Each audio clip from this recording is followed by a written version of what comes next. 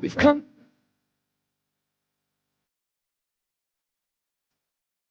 Sorry.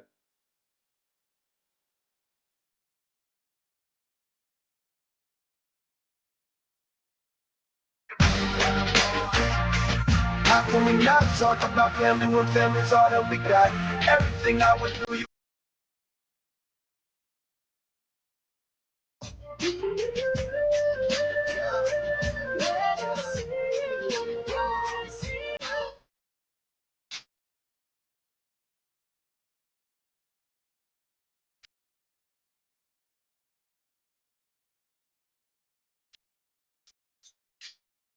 It's been a long day without you, my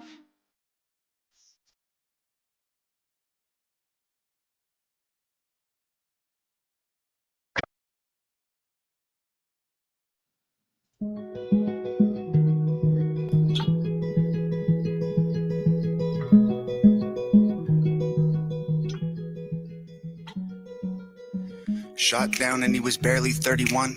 Another woke coward took a life with a gun. He left behind a wife and a daughter and a son. All he did was try to speak for all of us. And I'm so tired of the hatred and the narratives. The patriots ain't dangerous, woke people are the terrorists. They shot and killed the father, sent a message to Americans. They ain't gonna stop until they bury us.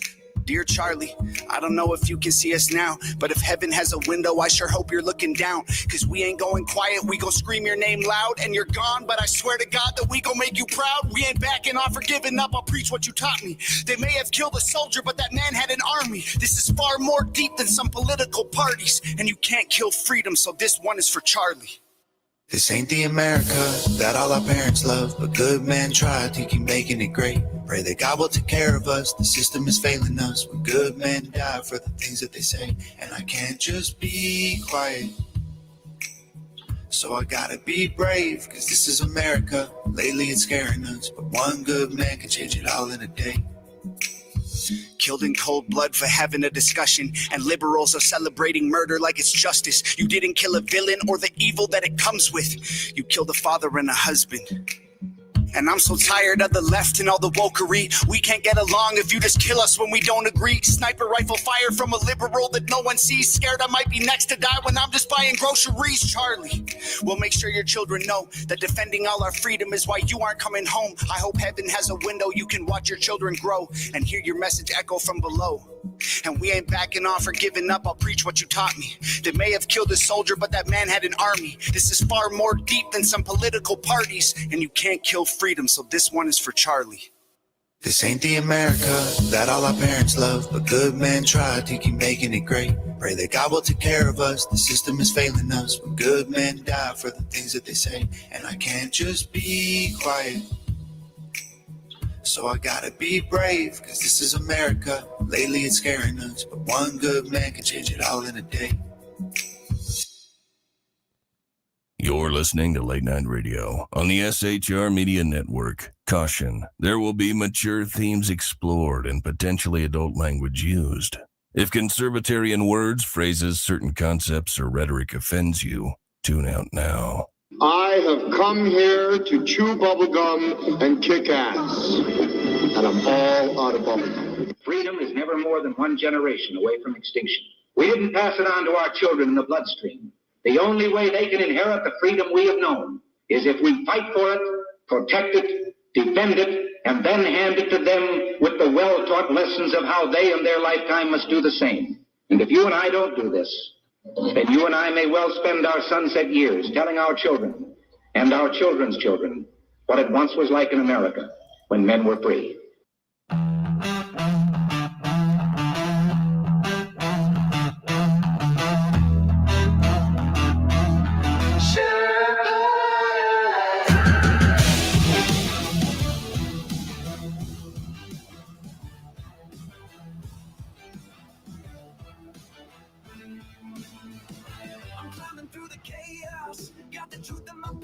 Left this lies and globalists, I'm pushing them back. From the saloon to the airwaves, I'm spitting it raw. Constitution's my compass, liberty's law. Big guns creeping, shadows on the land.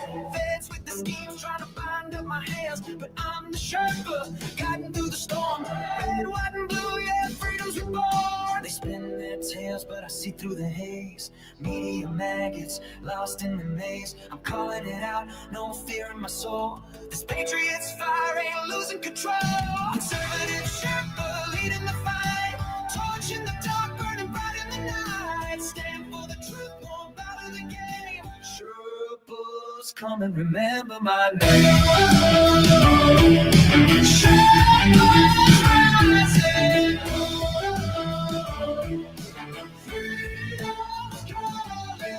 Let this judge is twisting, trying to steal our rights, but I'm locked and loaded, got them in my sights. From J6 to the border, they're selling us out. I'm screaming from the mountain, hear my rebel shout. They mock the flag, but I'm holding it high.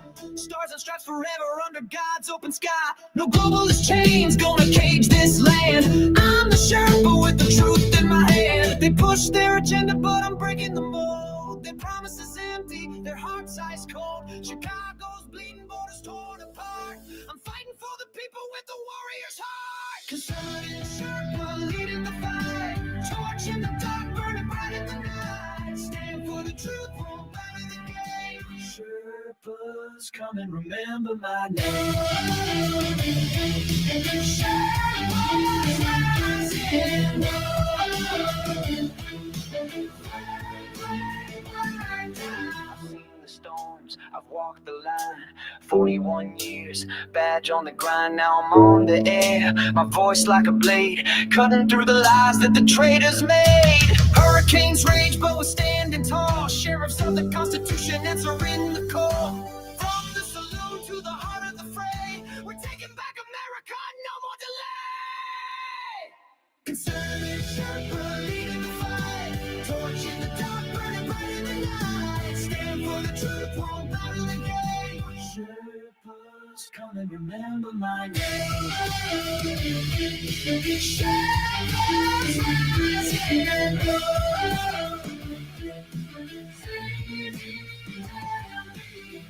The static, hear my voice resound. Conservative Sherpa, freedom's battleground. Berserk Bobcat rules will never kneel. For God and country, this fight is real. Ladies and gentlemen, boys and girls, children of all ages, welcome to BZ's Berserk Bobcat Saloon radio show, where I am broadcasting from North Idaho in an actual free state. I am this guy. I am your conservative Sherpa. Wait, do I have a banner for that? Well, I bet I do. I guide you through the insidious maelstrom of Democrat, leftist, and globalist lies, chaos, deceit, tyranny, and betrayal. That are me. It's only me. I almost didn't have a show tonight. And the reason for that is because my internet was kind of messing up, shall we say.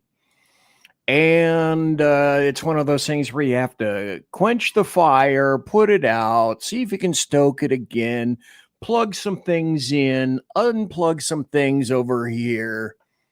And about, a half hour before the show, I was thinking, God, I'm going to have to put out something indicating that, sorry, kids, no show tonight.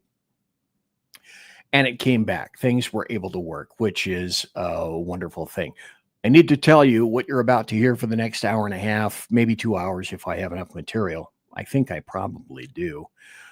Consists of my opinion and my opinion only. The other thing is that I was considering not doing this show because I was wondering, how long can you talk about a particular topic before people start to get tired of it? And I was hoping and counting on the fact that you're not tired of it yet. I'm not tired of it yet. All the things that customarily apply to the show, they are through here. UBG is in chat. Mike Pasqua is in chat. Mission Ready Men is in chat. Phantom is in chat. By the way, I attended, and I will refer to this later, Mission Ready Men's show this morning. And that was a wonderful thing to do. Now, I am not being carried live right now at KLRN. There will be a reblast of this tomorrow night. And I'm conflicted in a whole bunch of different ways. Do I do the show that I want to do? Or do I, and I decided immediately, no, don't even ask that question. Don't even ask the question. I will be honest, there's going to be a lot of from the heart kind of honesty here tonight. And then I'm going to have a lot of videos, as you would expect, and a lot of articles. And the theme of the show tonight is the consequences commence. And the tears have started to fall. I've already, as anyone who is on social media, if you're a conservative at this point, how many times have you already had to make some kind of an argument with a leftist or a Democrat or an individual of that nature? I have come up with a solution for that, which I will tell you about a little bit later. But like I say, I'm as conflicted today now, today being Tuesday, September the 16th, the year of our Lord 2025. I'm as conflicted today, almost an entire week after the political assassination of Charlie Kirk. I'm conflicted. I'm not. I'm conflicted. I'm not. Yeah, I am. No, I'm not. So the thing that I haven't said,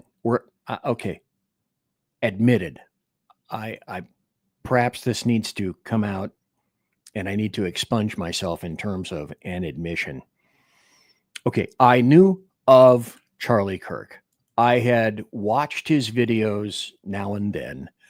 And my first thoughts were, it's like, this dude is whip smart. He thinks on his feet like few others, and he can speak extemporaneously like few other people can. And the dude seems to have kind of an eidetic memory. That is almost a photographic memory of facts, information. If you noticed, his brain in many videos is working so fast that sometimes his mouth can't keep up with it all. But then following that Wednesday, I came to know a bunch of things about Charlie Kirk that call me an ignorant moron, whatever you wish. Don't call me late for dinner. But there were a ton of things that I absolutely did not know. I did not know that he had not been to college. I did not know that he was the proverbial autodidact like me in my earlier years. I was a crap student, but I learned about history in high school because I went through every history book in my high school library, and it was a great and voluminous library. I had no idea, for example, that he was 6'5". I had no idea that he had an absolutely immense following, bigger than immense. And then, bigger than that. In fact, it looked to me like maybe he couldn't have had that big a following because the videos I'd watched looked like no matter where he went, he was despised no matter where he went. So I thought, okay, so he's a nice guy. He's a nice guy. He's kind of a one-trick pony, but okay, I guess I get that. And further, okay, I had heard of Turning Point USA. I'd seen some of their posts and, I'd seen some of it on TV. But I admit, I had never made the connection between Charlie Kirk and Turning Point USA. Seriously, I'm being honest. I had no idea. And I'm also sufficiently honest to admit that for me, everything changed after 11:20 a.m. last Wednesday, September 10th. And it all changed for a guy that I had predominantly known nothing about. Until I did. And then I kind of discovered what kind of a man that Charlie Kirk was. So since last week, my views have vacillated all over, and it's been kind of hellish to rein in my emotions, whatever they were. I think they're now kind of starting to come into perspective and into place. And as I first asked, what was that, last Thursday night in the show? How is it possible for you to hold a civil conversation and hold a civil society when Democrats and leftists say they simply want a conversation? Sure, let's converse. And then they try to cancel you and censor you or kill you for doing just what they ask. And I've concluded, absent some kind of weird deus ex machina, where these days, who knows what the hell is waiting in the wings, that there truly is no being able to communicate in any kind of a meaningful way or sense with the insane. And I think I've said it before in words similar to this, Senator. These evil fucks are insane. I don't think there's any way of getting around that. I also concluded then and now that this is fundamentally a matter of good versus evil. It gets down to that being the truth. I've said a whole bunch of times, I create these shows for me, and if for no other reason than to archive what's been happening out there, and that if other people enjoy it, the material, that's great. But I initially started the show for me, and I continue the show for me, and I use this as an archive and a repository for what's going on during the temper of the time. So this show is no different, okay? And like I said, first I was measured, and then I wasn't. And then I was completely into, damn it, I want to see veins between people's teeth mode. Maybe not so much, because I heard last night or the night before, there was a dude on TV and he kind of helped to put things into perspective a little bit, which is weird, because I heard an explanation by a guy named Terry Schappert, Schappert. Look him up on the internet. He's a veteran of the 82nd Airborne Special Forces, an operator who's been deployed in at least like 4 operations, and he continues to serve in the Army National Guard. Dude was a Green Beret. And I guess I'm pretty sure that he has all the brain theater modes to show about that as well. And one of the things that he was saying, where the hell was this? Might have been in Gutfeld, either last night or the night before, one of the two. He had Terry Schappert on. And Schappert said, you know what? We are not really in a civil war. We are not even really close to a civil war. And he mentioned, and I thought this was a really interesting and a good perspective. He said that his guys had spent their entire lives dealing with what he called high quality violence. And I don't doubt that for a second. And we're the guys, he was saying, we're the guys who are telling you, we don't want to do violence. And said, continuing on, Terry Schappert said, you know, we have to politically and economically absolutely smash them, meaning Democrats and leftists, push them to the side of society and go live your life. Say what you want.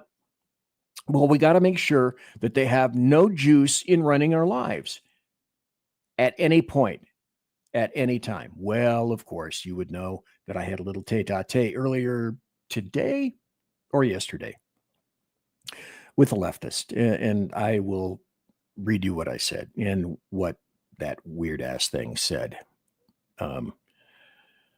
So I'm rethinking things a little bit. I came up with a new BZ axiom. My new policy is if I feel sufficiently motivated, I will give one response to a leftist and then done. I'm done. Because as I said before, there's no damn arguing with the insane. There is no damn arguing with the insane, or in a number of cases, altogether too many, the criminally insane. So, of course, a leftist had to engage me, where I said on X that it was a phrase that Dan Bongino had used a number of times. I used to listen to his show when I could. And he said, cutesy time is over. So she or he or whatever the hell it was said, was J6 part of cutesy time? Was the people found guilty for trying to kidnap Governor Whitmer, or the person who killed Democrat Speaker of the House in Minnesota and her husband, who also shot another Democrat lawmaker and his wife, a part of this cutesy time? And so, as far as BZ was concerned, it was like a leftist, and like they've done before any number of times, it's like they went, open that door, I'm fucking walking through it. And he be go. So I couldn't leave that door open and unaddressed. So basically what I said is FBI entrapment is going to be what will be adjudged because of the thing with Whitmer, and it'll be overturned on appeal. So J6 protests, in which a few dumbasses went inside the Capitol for 2 hours, was stupid. Past gates and doors opened, however, by the U.S. Capitol Police, which resulted in 0 deaths, except for one unarmed white female shot by a moron USCP officer disciplined prior for lack of firearm safety. You also conveniently managed to omit the entire year of 2020, in which 25 plus, estimated up to 35 plus, people were killed. Multiple cities were looted, ransacked, razed to the damn ground. 10,000 plus officers injured in all of this.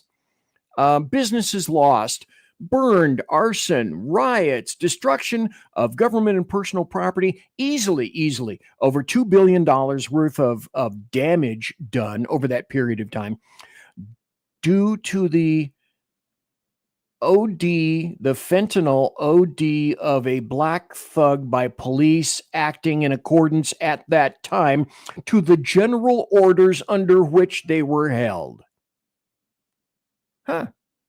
But I also said, you know what? You and I are absolutely unconvincible. I respond, here's what I do, and this is my policy now.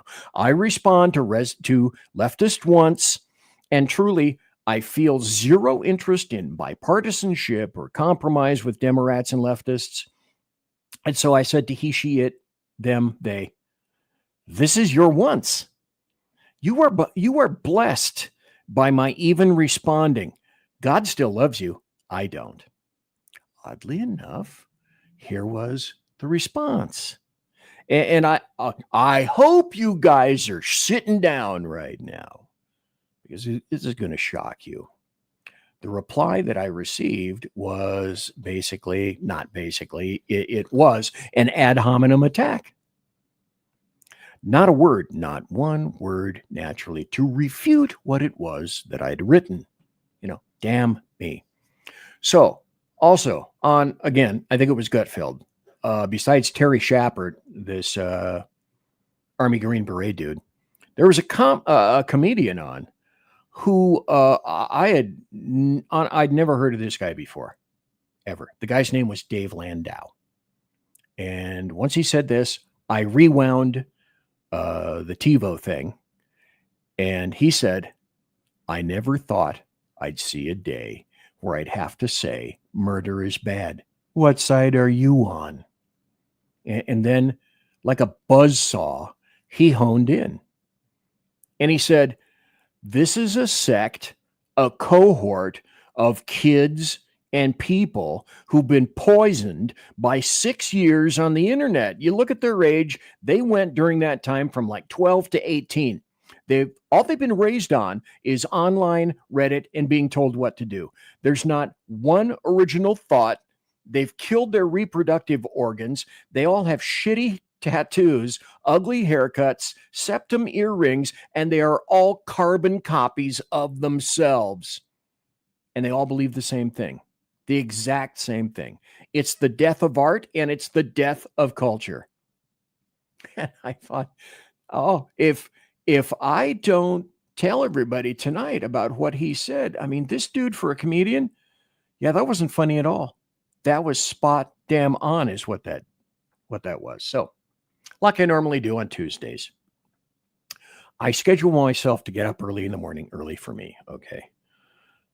I listened to 2 podcasts this morning, the ones I customarily attend on Tuesday. And what I do, I listen to their podcasts on Tuesdays and Thursdays because generally what I'm doing is I'm attempting to assemble my show for later that night.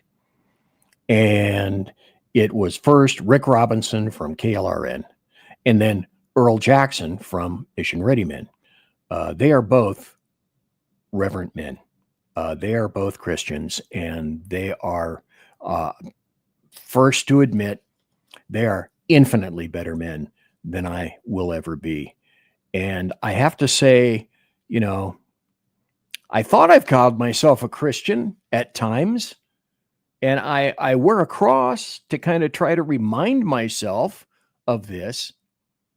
And occasionally, you know, I still vacillate back and forth. I'm not so sure anymore because my thoughts are not the kind of thoughts customarily aligned with Christendom. I have really tried to bring myself back. You have not yet heard me scream. And there have been any number of podcasters who have done exactly that. And for an excellent reason. Excellent reason. So I said this last week, picked up, you know, by a few other souls. And I still wonder, now that I've gotten to know Charlie Kirk more in death than in life, which is just bizarre to me. I said, how is it that God can take a Charlie Kirk, a 31-year-old guy, an actual Christian? I described him as he's a whip-smart guy, arguing on behalf of pretty much everything that is good in life. How can God take such an enormous soul and leave a piece of trash like me behind? Because that confused me, and that confused Rick Robinson. You know, I've been the first to say any number of times, I'm not a good man. I admit it openly. Here I am, 75 years old, 76 next month, frequently a rotten bastard, unforgiving, a sinner, and I still breathe air. So my mind flashed to this. I better wrap it up because I got a break coming. My mind flashed to this. After Charlie Kirk, I think the logical question to ask is, okay, after Charlie Kirk, who's next? I may have that answer when I come back. Anyway, I'm BZ. Thanks for being here tonight. I grandly appreciate your attendance. And let's do this. Conservative media done right. You're listening to the SHR Media Network. Mission log entry. I mean, let's face it, who's even counting anymore? The Lost Wanderer is officially off course, chasing rogue rocket launches, fringe science, and things that probably violate causality. If it burns fuel, bends time, or makes scientists very uncomfortable, yeah, I'm probably going to talk about it. Every other Sunday on KLRN Radio, The Lost Wanderer, because space doesn't come with a roadmap, and honestly, I wouldn't follow if it did. Hello, I'm Matt, a student at Hillsdale College. Here is Hillsdale President Larry Arnn on the continuing relevance of the Constitution. Many argue today that the Constitution is outdated because it addresses problems peculiar to the 18th century. Some parts of the Constitution do read rather quaintly. Consider the injunction against titles of nobility in Article 1, Section 9 of the Constitution. But is that so outdated? The purpose of the injunction is to prevent the government granting special privileges to some for partisan reasons. This strikes at the heart of the rule of law. The crony capitalism so common today is a place where the government bestows favors and tax dollars on some businesses to give them a leg up over others. This is exactly the kind of thing the Constitution was meant to prohibit. The Constitution is not so outdated after all. This Constitution Minute was brought to you by Hillsdale College. To join the national conversation on the Constitution, go to constitutionminute.com. Hey fellas, are you mission ready? You need to check out Mission Ready Men via Earl Big E Jackson on Tuesdays and Thursdays, 9 a.m. Pacific, 11 a.m. Central, and noon Eastern. It's a show that equips you to navigate our society's challenges from a biblical perspective with courage and conviction. Tune into Mission Ready Men as we examine our culture through the prism of biblical truths, teachings, and how to apply them in our daily lives. Prepare to step up, stand out, and step into your role as a man as ordained by God. That's Mission Ready Men, hosted by Earl Jackson on the SHR Media Network. And get mission ready. Want to make an immediate difference in the life of a critically ill child? You have the ability to do that right now. Make a donation to Dream Makers for Life, the organization that restores dreams to seriously ill children and their families. You can sponsor a dream pack for a child, which contains a clear PVC backpack, a dry erase board adventure coloring book, a journal, and dry erase markers to inspire a critically ill child to envision a future adventure and hope. Want to become a dream maker for life yourself? Go to dreamforlife.org. That's dreamforlife.org. Help a child. Help a family. There is always hope. You're listening to the SHR Media Network. And I'm back. The first half hour is gone. Tonight, the topic essentially is Charlie Kirk. I agonized over this. Do people really want to hear more stuff about Charlie Kirk?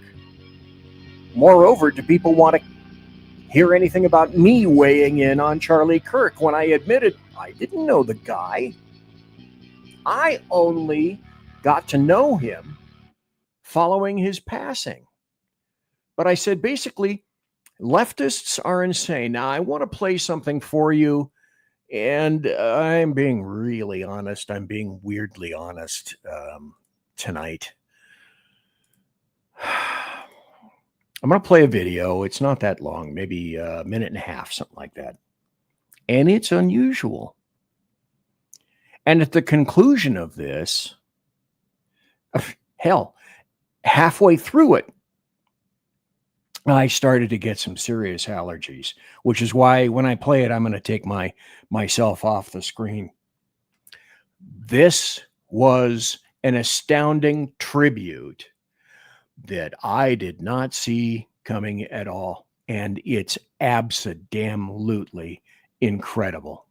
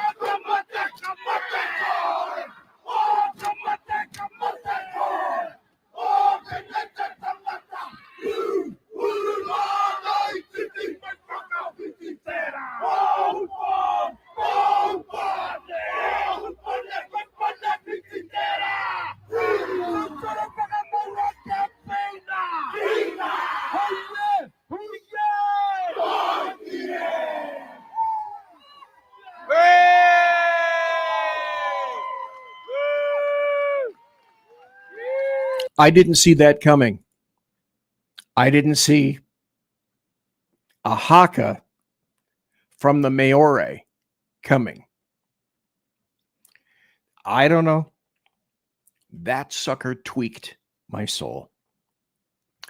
And before the break, well, first, let me catch up with some of the comments right here. Ricky Robinson is in chat. Comic Artist is responding. And if you're referring to the video, shit, yes, that was awesome. Incredible. And I also have another video at the very end that I'm going to play for everybody that I'm pretty sure that nobody has seen again. And the one that I played last Thursday night and wrapped things up with was pretty amazing. I'm going to play that one again because,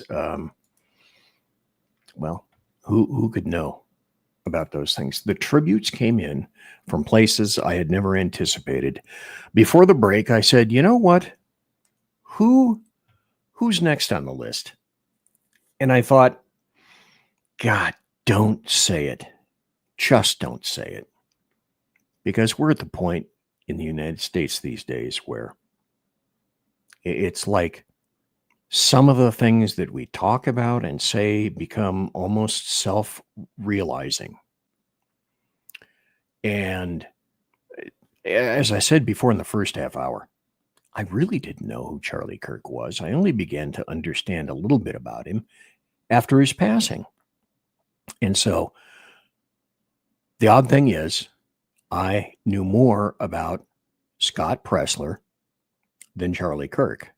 I knew Scott Presler was pretty much single-handedly responsible for turning the entire swing state of Pennsylvania over to Donald Trump, because that was expected to go the other way. That was expected to go blue. It had been in the past. So instead, Scott Presler, as far as I can tell, essentially almost single-handedly pushed Pennsylvania over for Donald John Trump, OMB, Orange Man Bad, the guy with the dead orange cat on his head. And then, like I said, Charlie Kirk had never really been in my sphere. I knew more about Scott Presler. What I didn't know, and what I subsequently discovered, is how Charlie Kirk may have been responsible for turning the election for President Trump entirely. And so I shake my head almost a week later, 6 days later. I'm still wrestling with all this in my brain. I fluctuate up and down. Charlie Kirk was a guy. This is all he did. He spoke. He said words. He attacked nobody. He raised his hand to no one. Yet, because there were frequently no cogent counter arguments to what he was saying, to his position, he was subjected to numerous threats and physical attacks, and now an outright political assassination because he said words. So, logical thinking human beings have to say, okay, well, somebody else is next. Does anyone think that this shit is going to stop here, now, today? I'm going to play you some disgusting videos because I'm going to archive and immure these things. If not for you, then for me.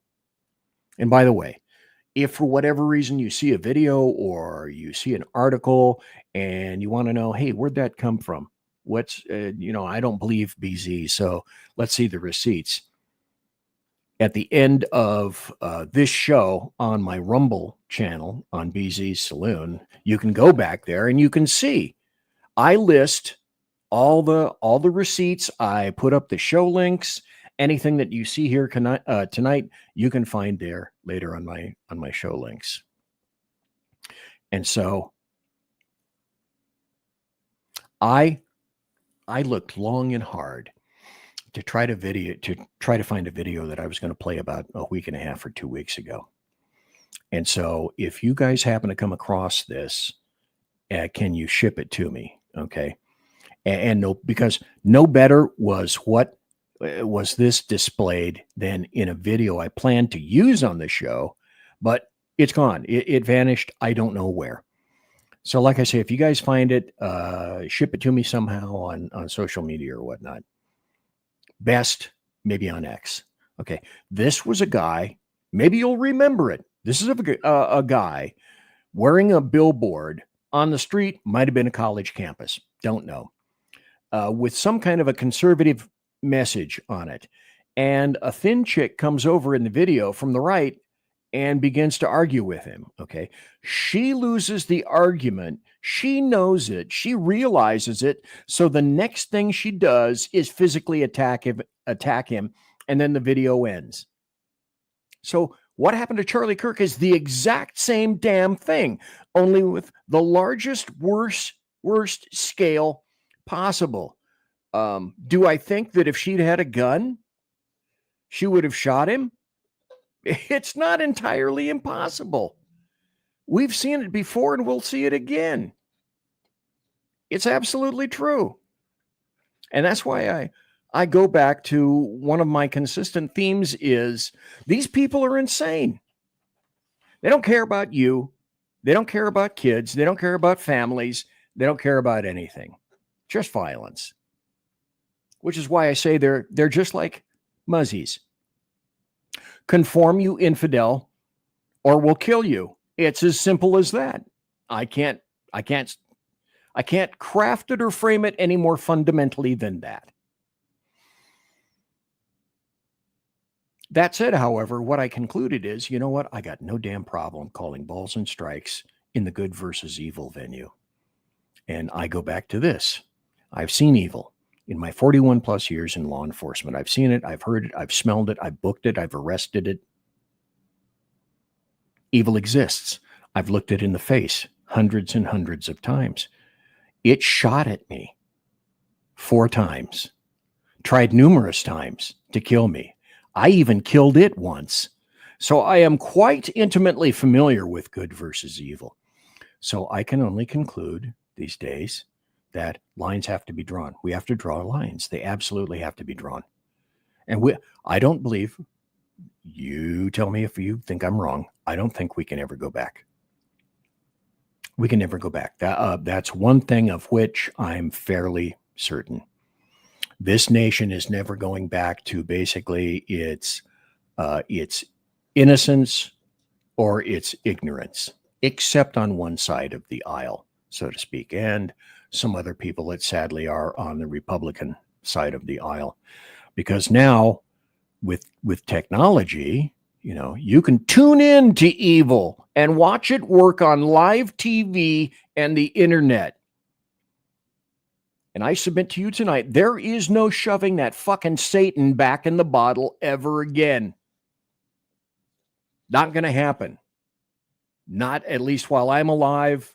Perhaps not even while you guys are alive. Just in the past 3 years, comic artist is here also. Thank you. And Sean Lewis is here from Edge of Liberty. Thank you.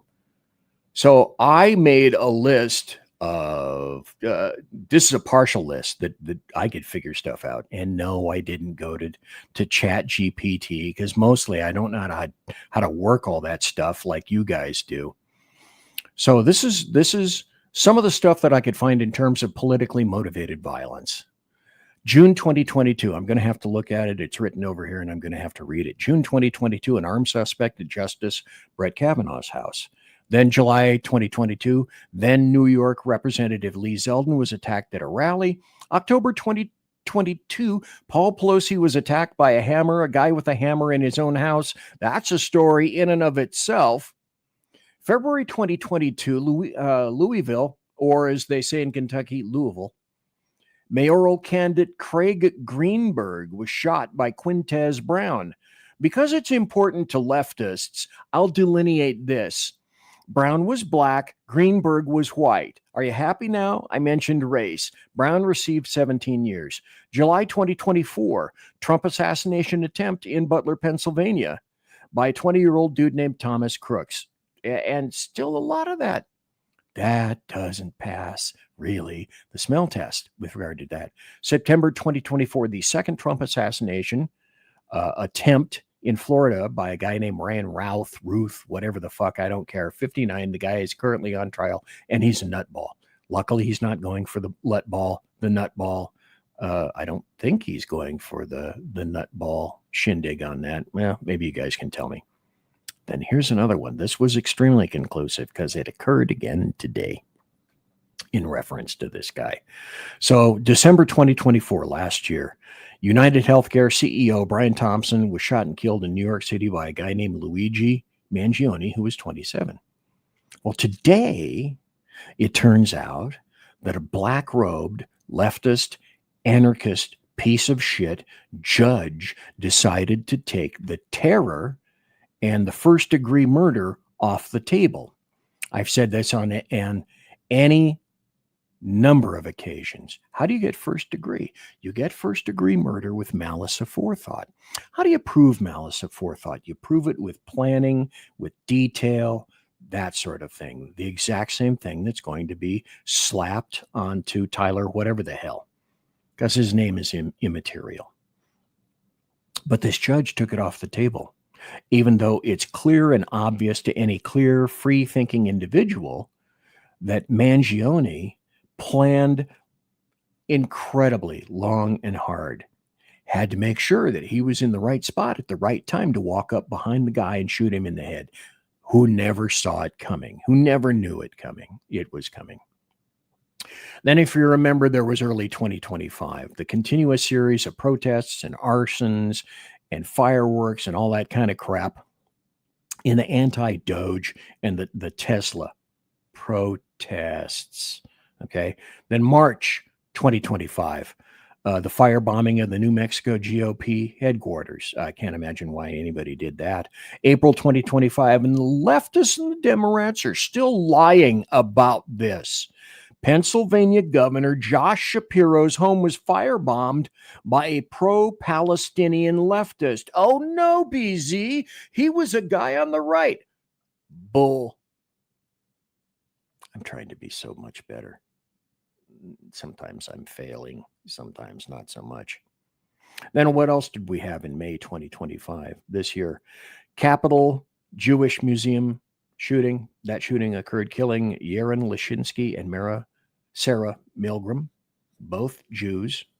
I can't possibly envision what that motivation may have been. Do you? Can you? No,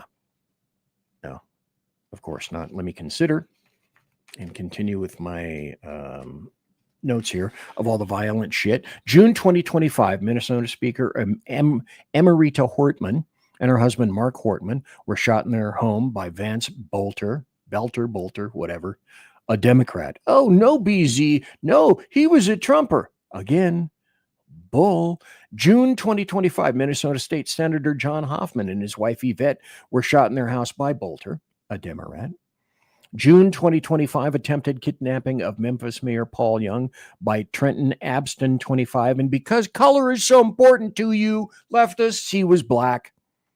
August 2025, the Minneapolis Catholic Church shooting in which two children, were killed as the shooter shot into a plate glass window. 21 injured by a tranny. Great. And then September 10th, Charlie Kirk was assassinated.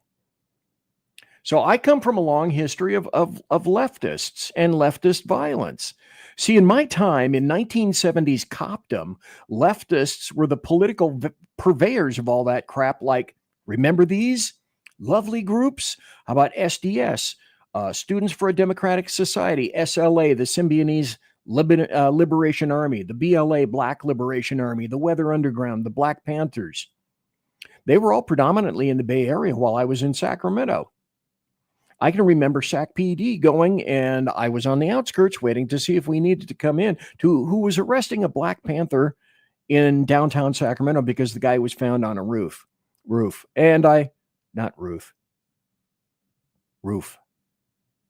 That's what my dog says. And I grew up at the time because I wanted to work for SFPD. Jesus, before I came to my senses. Bay Area police stations were firebombed during this time. And before you moved your car, when our cars were not underground, our cars were outside, you'd check underneath and in the wheel wells to make sure that you didn't have something what we could now call an IED shoved under or taped to the wheel well or taped to the chassis. And that's the kind of crap that I grew up on as a baby cop. So what we know about this version of evil techno 2.0, is that Democrats, leftists, and the American media maggots can ill afford to grant.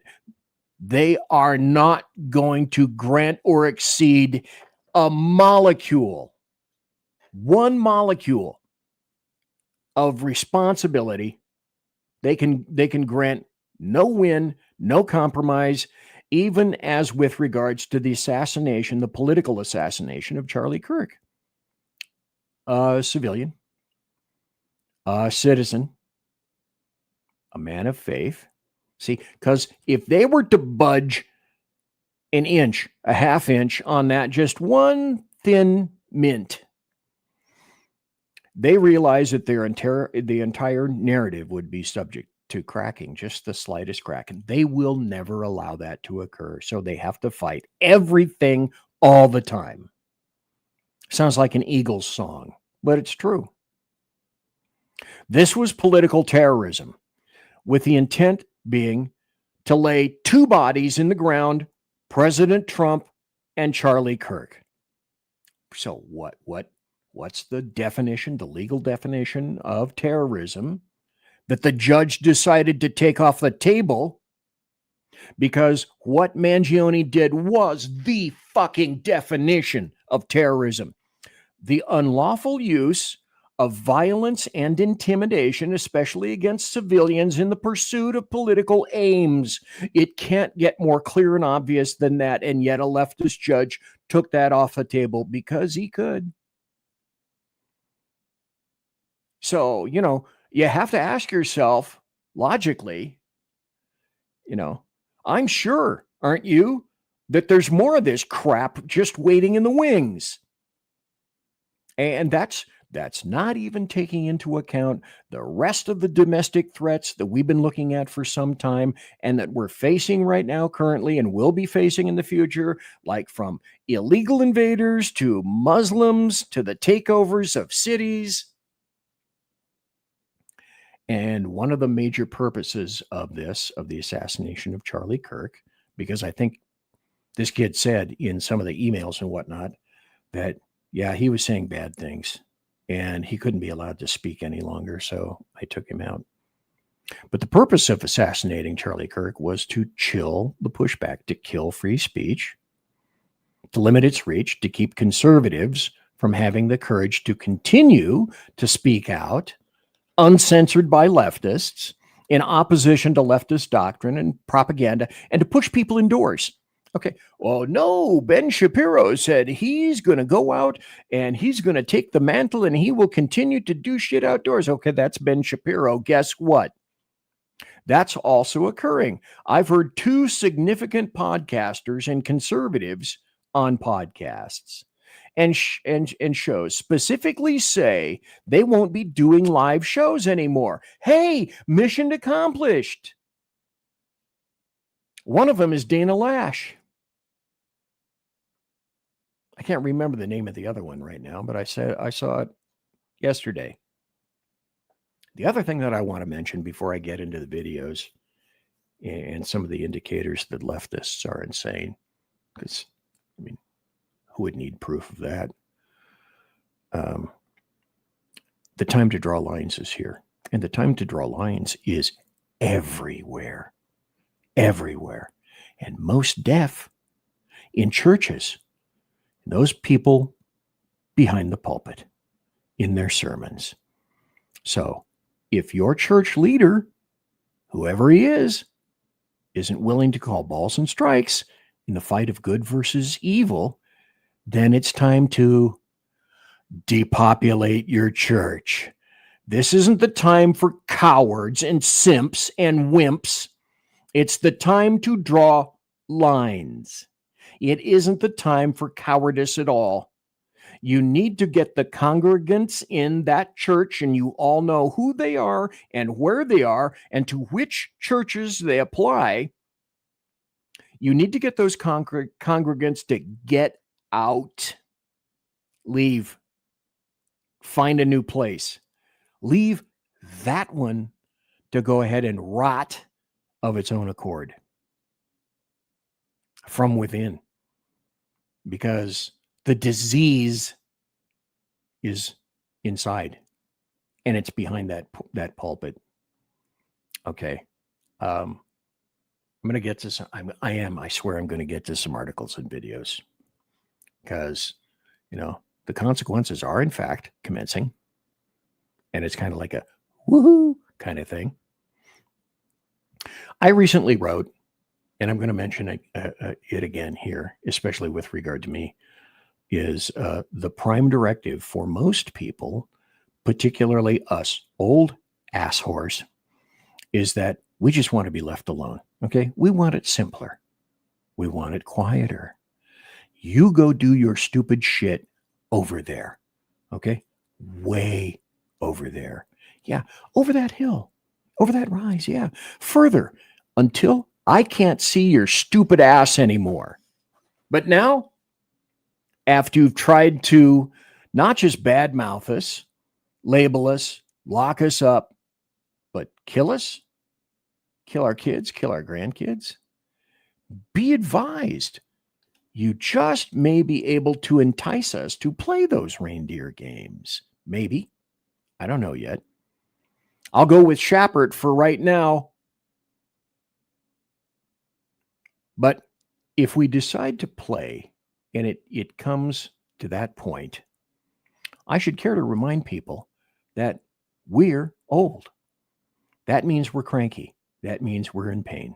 And guaranteed, we're not going to be playing by the Queen, the Marquess of Queensberry rules, or the Geneva Convention, for that matter. As I said on another post, I think it was last week, I said, I could be Charlie Kirk. You actually ended up killing the nicest one of us. So I could be Charlie Kirk, but come near me and I could be John Wick. You'll never know. And now, okay, so let us away with the rest of the show, in which I illustrate with, I hope, great clarity, using some of the finest American-made charts and graphs and letters and reports and articles and all sorts. The fact that I don't have to make any of this stuff up. It's right here for everybody to see. And I want to put this up right now, because this is where we're starting. How do you reason with anyone, not just this individual? How do you reason with anybody who has that kind of a mindset? If you're a man who has a relationship with a trans woman, you are in a heterosexual relationship. How? That's where we're supposed to begin the conversation. Like that. That's where we start.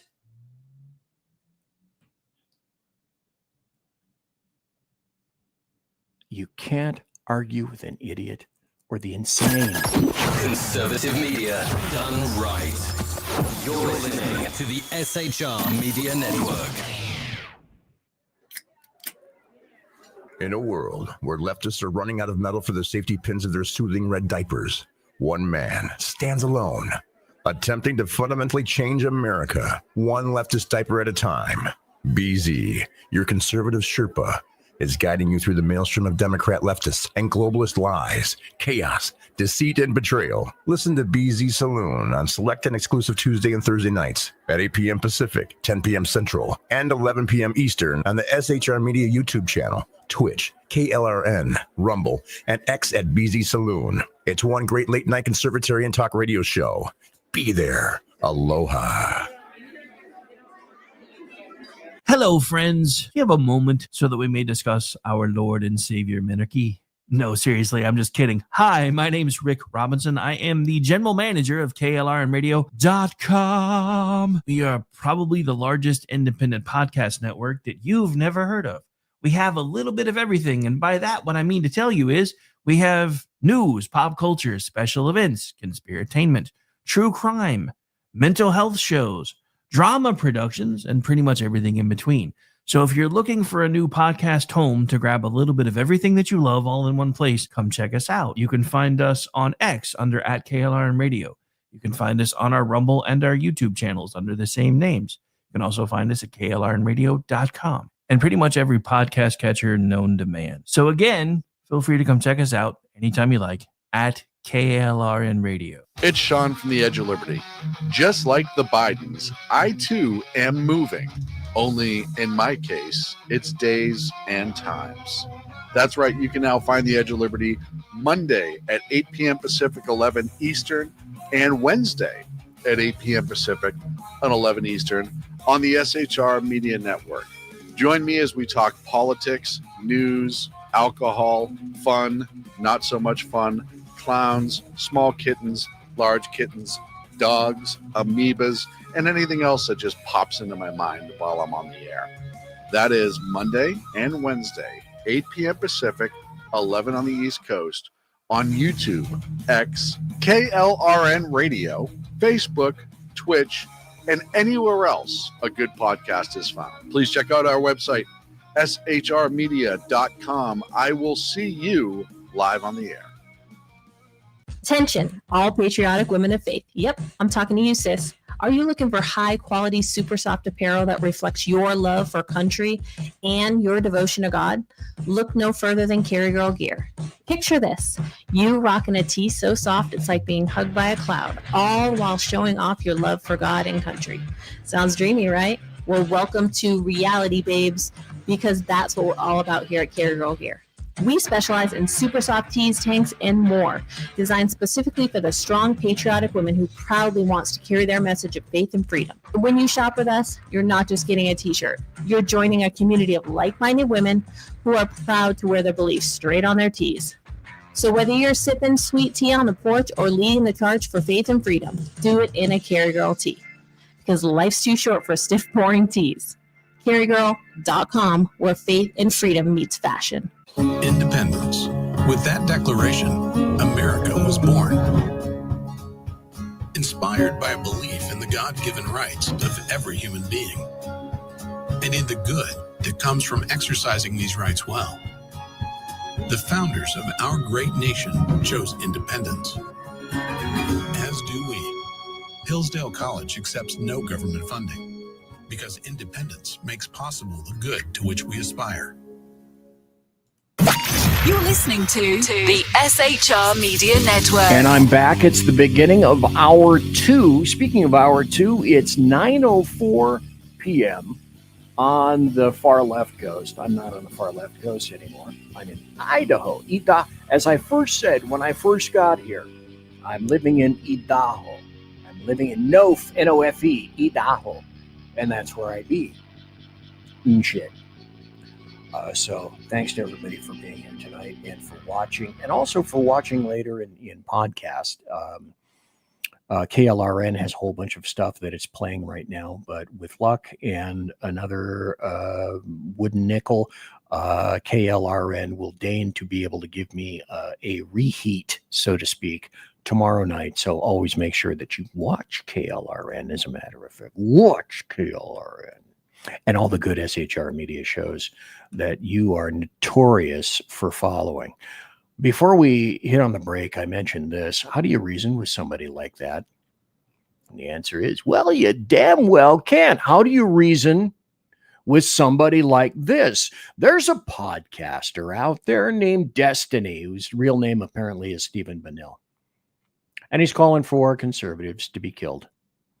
So specifically that they will be afraid to attend events or speak out. Wow, didn't see that coming, did I? And I'm torn. I was torn. Like I say, if I call myself a Christian, I'm a bad Christian. This guy was not. And I was doing my very level best not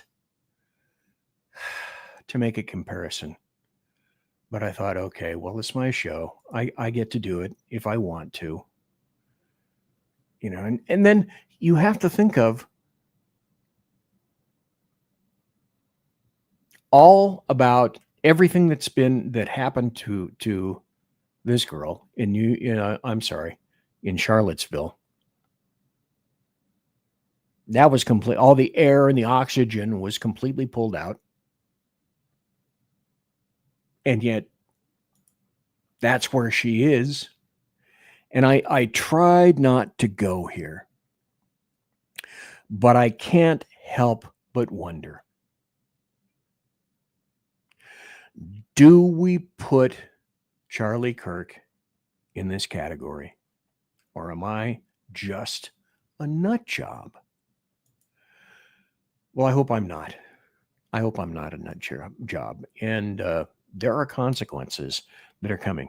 Here's a Florida sheriff who's saying what everybody in law enforcement should be saying, but they're not. And I have some egregious examples of people that do not belong in law enforcement.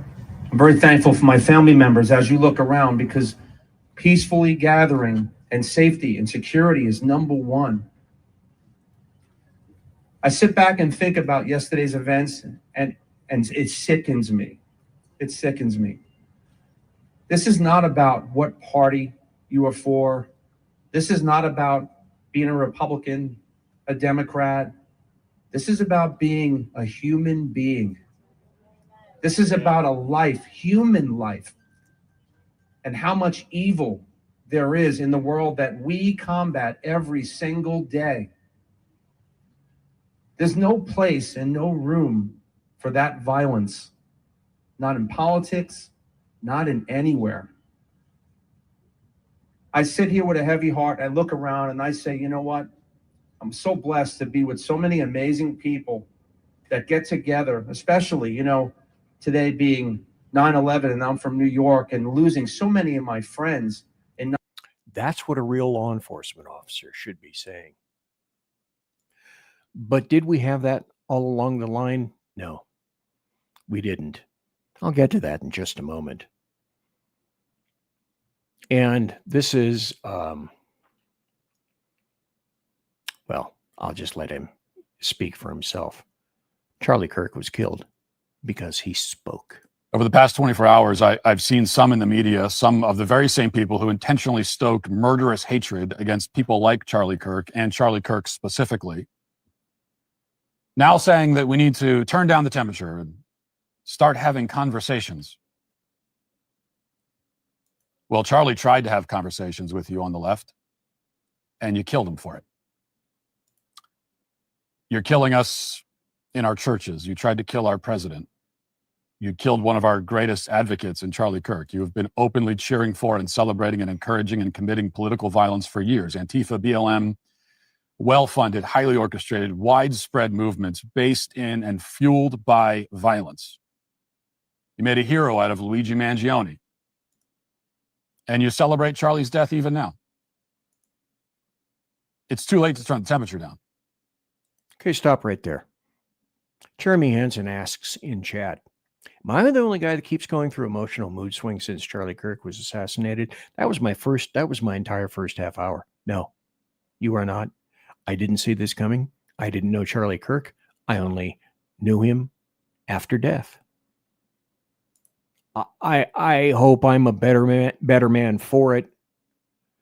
But even trying to assemble the show tonight, I'm just up and down. So no. You're not the only one, Jeremy. This is not a time to hold hands. It's a time for justice. This is a time for good to fight back against evil. It is time for the righteous to prevail for the sake of our country and for our families and our children and for Charlie.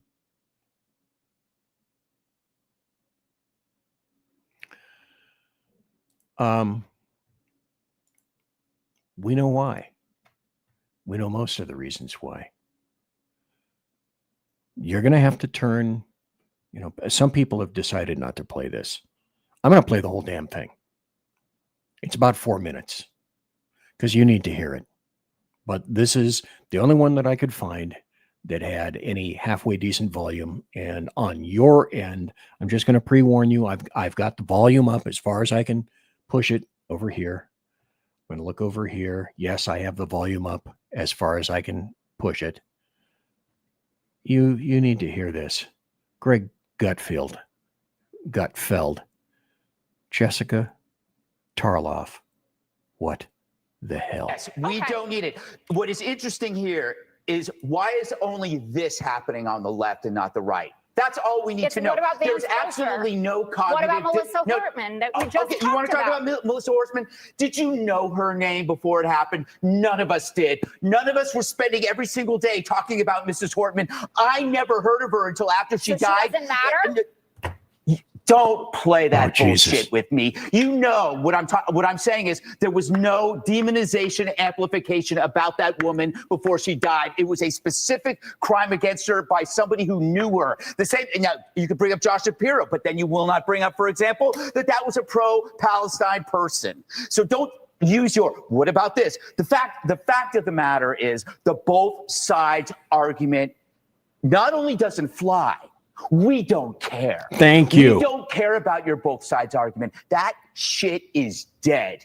For one thing, there is no cognitive dissonance on our side. On your side, your beliefs do not match reality. So you're coming up with these rationalizations like, what about this? Or what about that? We're not doing that because we saw it happen. We saw a young, bright man assassinated, and we know who did it. We are not coming up with rationalizations. We are calm, we are honest, and we are resolute. We're not defensive, and I understand the defensiveness. I understand why people are saying, what about this and what about this? Because if you have to face the underlying fact to this, your life is going to fall apart because you're going to realize you're not the good guys. If you sat around and you defended the mutilation of children, you're not the good guys.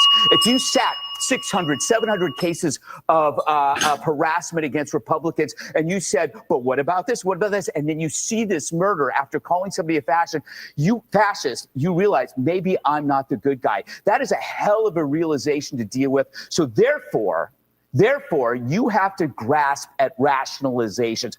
You don't have to do that, Jessica. They do. I don't believe you're part of that group, but why the hell do you have to mimic and echo that crap to us? He was a patsy. That guy was a patsy. He was under the hypnotic spell of a direct-to-consumer nihilism, the trans cult, and you know that. If you can decide that biology is false, you can agree that murder is okay and that humanity is expendable. How you cannot see that?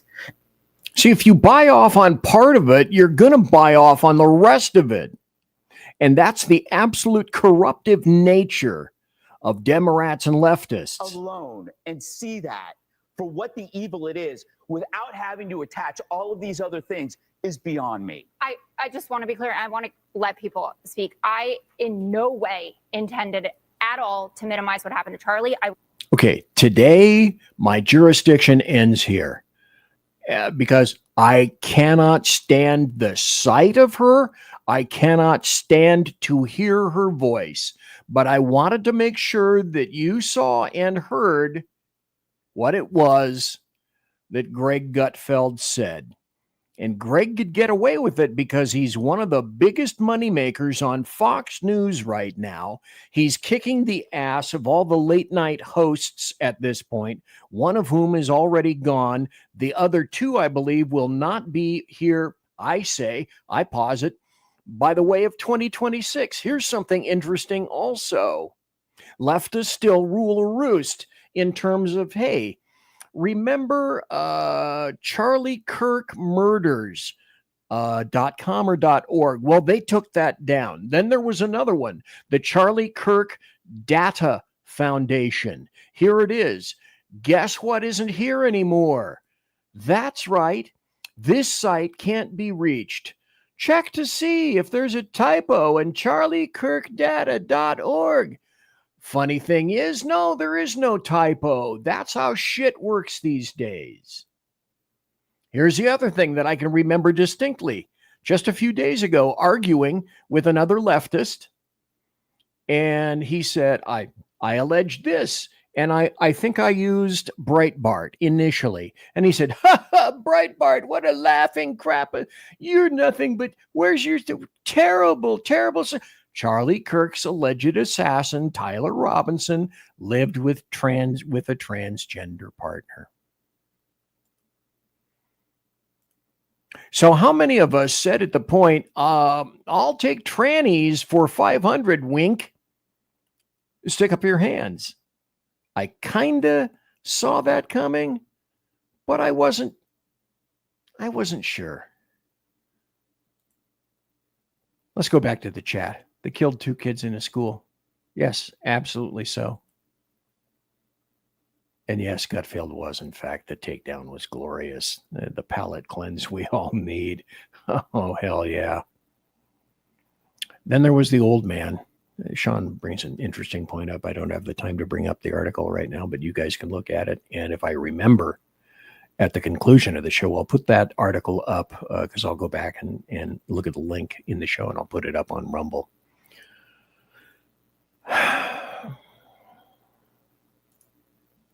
This is what I was trying to get to. Tarloff isn't awful. Now, I call them insane leftist white chicks. There's no real good acronym for that. You know, awful is a hell of a lot better. Angry white female liberal. And so I think I'm caught up on that stuff. Let's go here. But I don't know if you guys were aware of this. You know, have we been seeing a trend, BZ? Yes, we've been seeing a trend. What the hell is going on in Utah? You guys remember this? Mia Bailey, which is a guy. It's not a chick. It's a dude with a dick. Slayed his parents last year and was arrested in St. George, just minutes from Charlie Kirk's assassin, Tyler Robinson, home with his tranny boyfriend. Well, Tyler and that unit, that guy, you know, I don't know how to quantify those things other than they are 2 sick fucks. And per se, tranny units are the largest, most dangerous contingent of leftists on this planet per capita. There's just a wee bit of them, and almost all of those shit sticks are violent. Oh, BZ, that's such a terrible thing to say. Well, it happens to be the truth. Then there's this. Could you guys have done that? I'm the first to admit, I don't have kids. I've told you that story. My nards got de-resed years ago. Matt Robinson, Charlie Kirk's, the father of the kid, turned him in. If you're a dad, could you have done that? And I know a lot of dads who have already said, because I keep my ears open, I could never do that. How could you do that to your son? He's your flesh. Okay. Well, further, what about that? What about this? Could you have done this? This is amazing. Tyler Robinson's father rejects $1 million support for his son and gives everything to Charlie Kirk's family. Holy crap. Now I know what kind of a father that is. And that's absolutely what a sterling individual.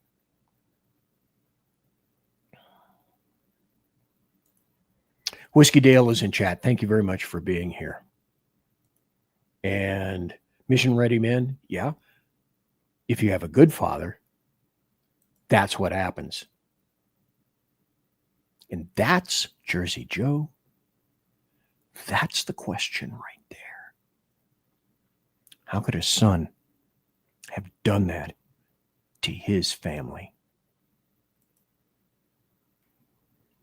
The guy's as stand up as it gets. He'd have beat me to the point, would have gone in the cell next to me. The dad also turned down a $100,000 reward from the FBI.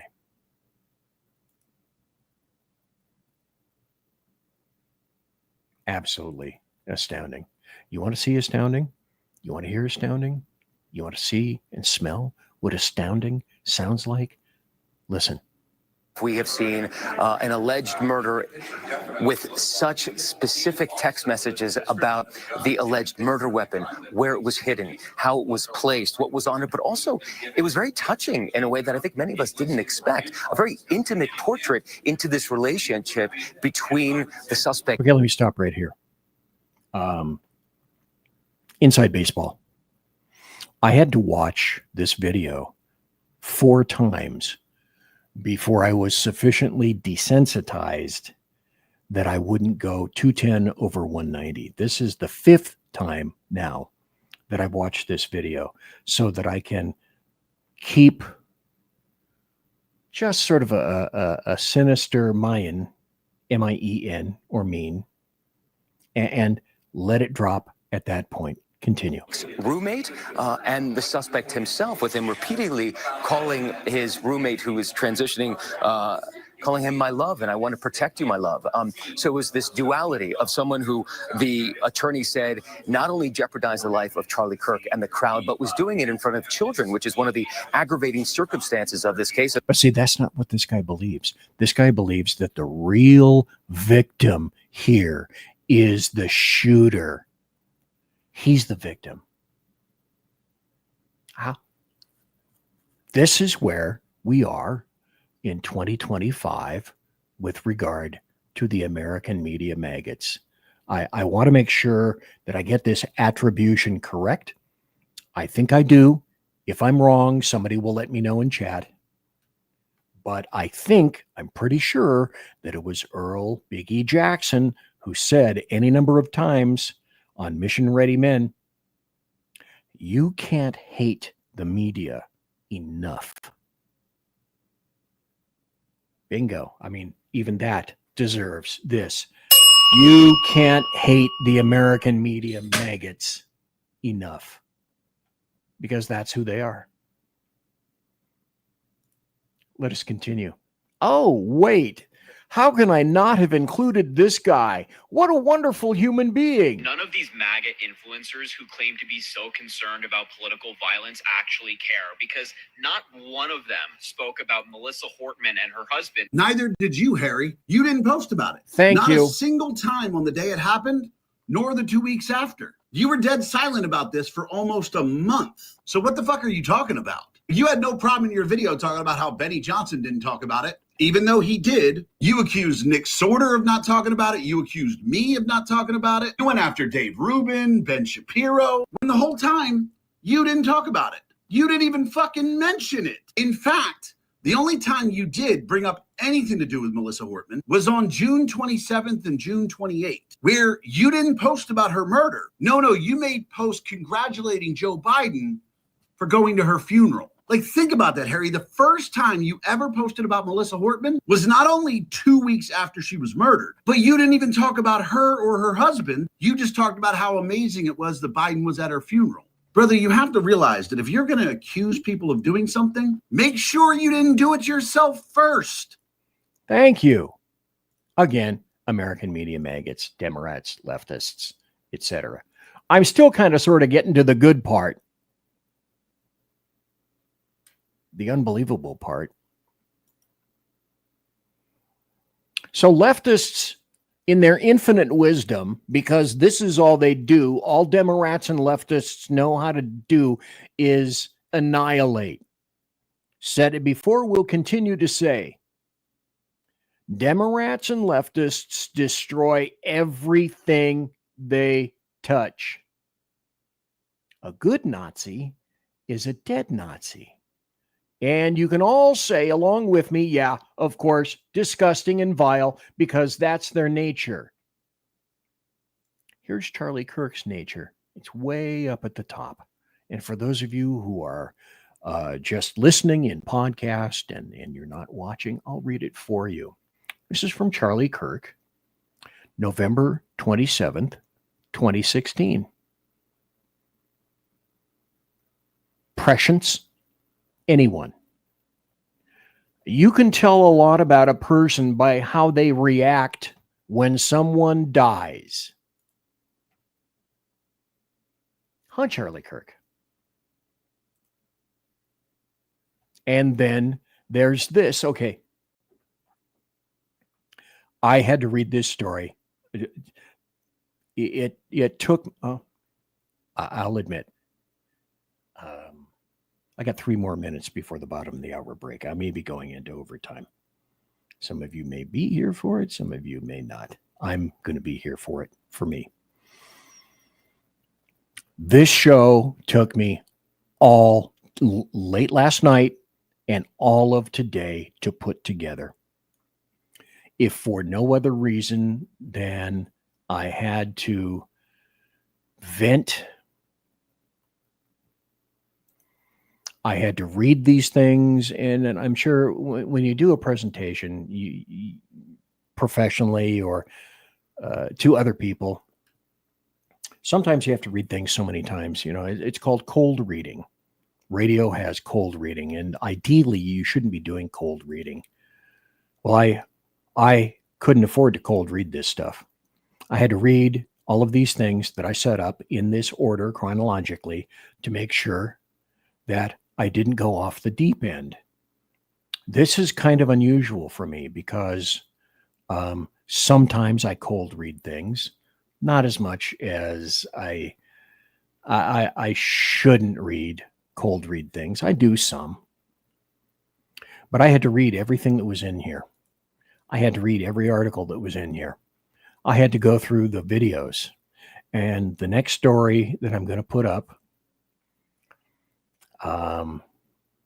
is a story that I had to read numerous times. It comes from, Earl Jackson was in law enforcement. Sean Lewis was in law enforcement. Rick may be still here or maybe not. He was in law enforcement. I was in law enforcement for a long time. And still these days when I see stories like this, I keep thinking, where do you find these negative assholes like this? How can you be a Secret Service agent? How can you keep employing people like this? How did you not see this person doing a background? This person doesn't belong anywhere near a firearm, but wait, it only gets worse, right?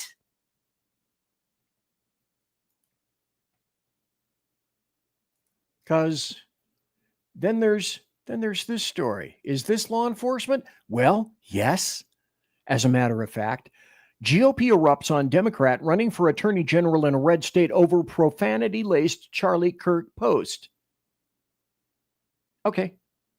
Well, read that again. A Democrat running to be the top law enforcement Did I just say a Bastin? Law. I can't do that. A Democrat running to be the top law enforcement officer in the state of Ohio is facing backlash. There's a shock for a series of social media posts disparaging Charlie Kirk in the days after the conservative activist was assassinated. And here's the quote for the person running for attorney general. No bias. Fuck Charlie Kirk, said Elliot Foran, Forhan, if you want to send him love letters. Ohio Democrat candidate for attorney general. Where do we find people like this? It's almost as if we go out of their way to find them. Now, this is where the consequences begin to commence. Am I going to talk about the consequences? No, you know what? Let's take a break. Conservative media done right. You're listening to the SHR Media Network. Listen in to the Reaver of Common Sense, where we cut through the noise of news and politics with a show equipped for bombast. Tune in Mondays and Fridays at 9 p.m. Eastern, 8 p.m. Central, and 6 p.m. Pacific, featuring a refreshing dose of reality. Jersey Joe fearlessly tackles the tough topics with no nonsense. Just pure common sense. Visit shrmedia.com, where you can hear the Reaver of Common Sense in action. He may not always be polite. He may not always be refined. But one thing's for sure. He always tells it like it is. Are you looking for a way to boldly express your faith and love for your country? And check out Seven Armors, the premier apparel company for patriotic men of God, where faith meets freedom in style. Our t-shirts are more than just clothing, they're statements. Bold, stylish, and meaningful. From timeless messages to modern designs, we've got something for every patriotic man of God. Wear your beliefs proudly with Seven Armors gear. Don't miss the chance to wear your faith and freedom on your sleeve. Visit 7armors.com today and join the movement. That's the number 7armors.com. 7armors.com. Faithful, vigilant, steadfast, passion. Are you looking for bold, honest conversation about the issues shaping America? Well, let me welcome you to Unleashed 101 with Jeremy Hansen, where we take you beyond the headlines. We dive into politics and culture and struggles of everyday life. It's raw, real, and unfiltered. If you're ready for truth with a punch, pull up a chair and join us. That's right, Unleashed 101, where real talk feels like home. Find us at unleashed101.com, Spotify, Apple Podcasts, iHeartRadio, and more. We look forward to seeing you. Unleashed 101 with Jeremy Hansen.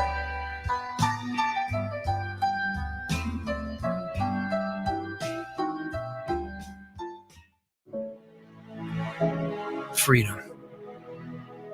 One nation in all of human history was built on that bedrock. Ours. A republic of the people, by the people, and for the people. Self-government requires freedom, just as freedom requires an individual willingness to self-govern. Freedom has made America exceptional, but it can only last as long as you and I seek the good, as expressed by the laws of nature and nature's God. It can only last if you and I choose to act as people of character. Forging character has been the pursuit of Hillsdale College since 1844.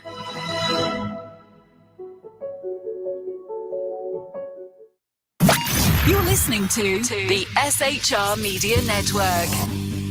And I'm back. It's the final half hour of the show. Thanks to everyone for being here as long as they could. Greatly appreciated. This is another show where I kind of get to vent. And like some of the people in the chat room were saying, I agonized over this, and I thought, do people really want another Charlie Kirk show? And I had to say to myself, you know what? I can't depend on that. I want another Charlie Kirk show. I need to get this out. I need to vent. I need to try to make some kind of a reconciliation. I need to try to understand for myself what the hell happened to an individual that I didn't know and only began to understand what a good person he was later after his political assassination. It was no more than that. It was a political assassination. Plus, you know, I asked in the first hour, how did those kids get to the point where they were? So I think Wuhan 19 ended up creating the generation that now rightly asks Gen Z and the other generations that are involved in that, why did you sacrifice all of us, kids, students, the young your children. Lock us up. Keep us out of reach, out of schools, away from each other. No social interactions whatsoever. Keep us from developing socially, from being kids, from being curious, from seeking, from reaching out. You did that.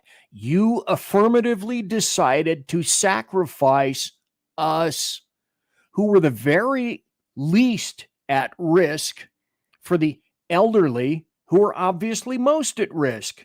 That's me. And I wasn't going to lock myself out of that. Yet people did. You screwed over your kids. So you affirmatively, you Democrats, leftists, you made the clear choice and affirmative decision to sacrifice your future for your past. See, and those truths are out now. That's one of any number of doors that you've opened, and you can't shut that shit now. That Pandora's box was opened. That lid is up. All sorts of things are flying out.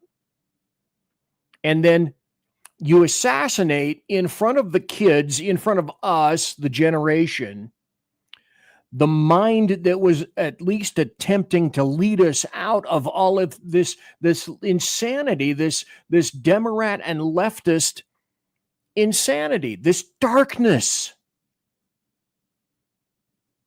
And so I posit the results are coming. Let the consequences commence. It's an awakening. Speaking of awakening, here's this. I think this person got an awakening.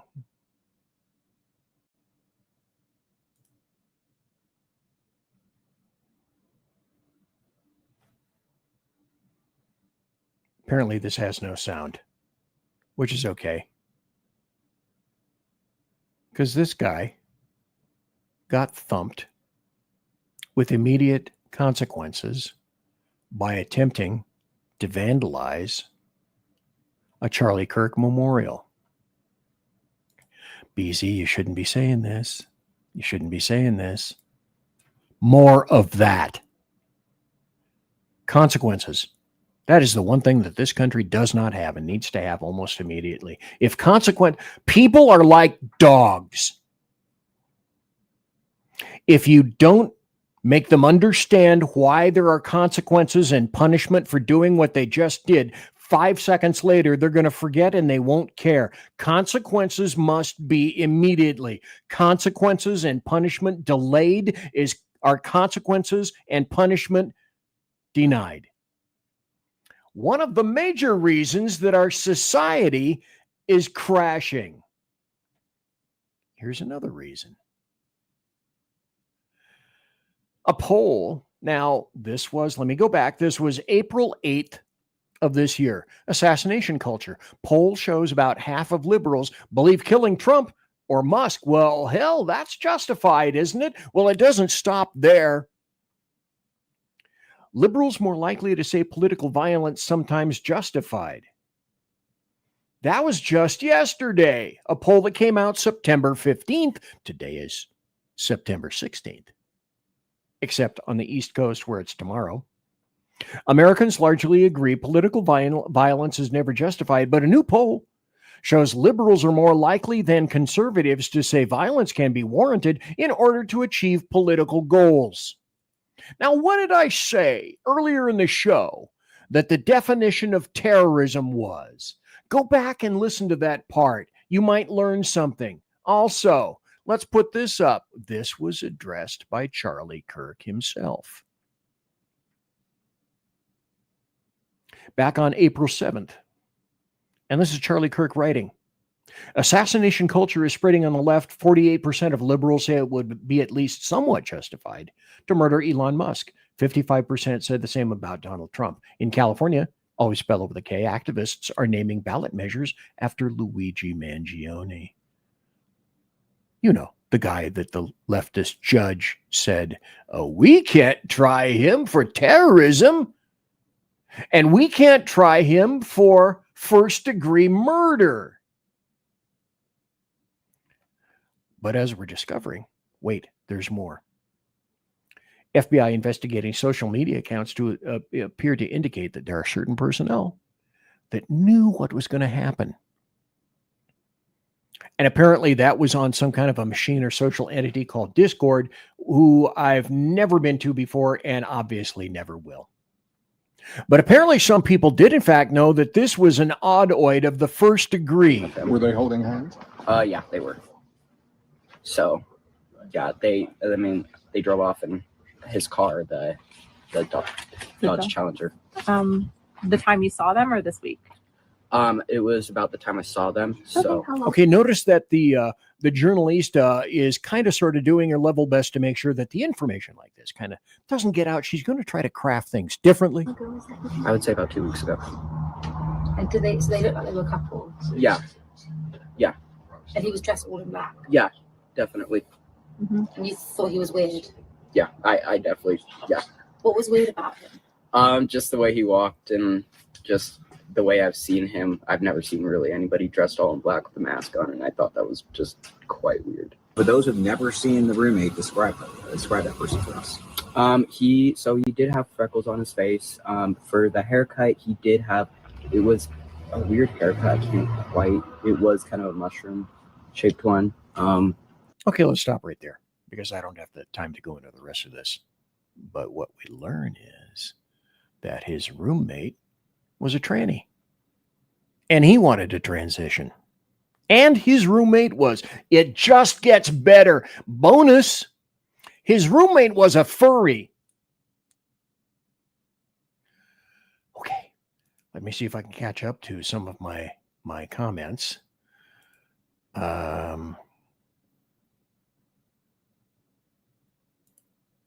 Still 619 subbies. Yeah, we need to get to 625. Jersey Joe's going away. Good night. PLA has designed this chaos from the Cultural Revolution to the drug fair to the hate. Absolutely. And that's vandalism from the video that I played not long ago. Yeah, quite so. You paraphrased part of Starship Troopers. Robert Heinlein emerges in chat after a citizen stepped in. Then the cops decided to do something. I think that's a comment, a worse comment on the cops than anyone else. You know, give me all, I used to say to not only just my trainees, but the people that I supervised as a sergeant, give me every reason to back you.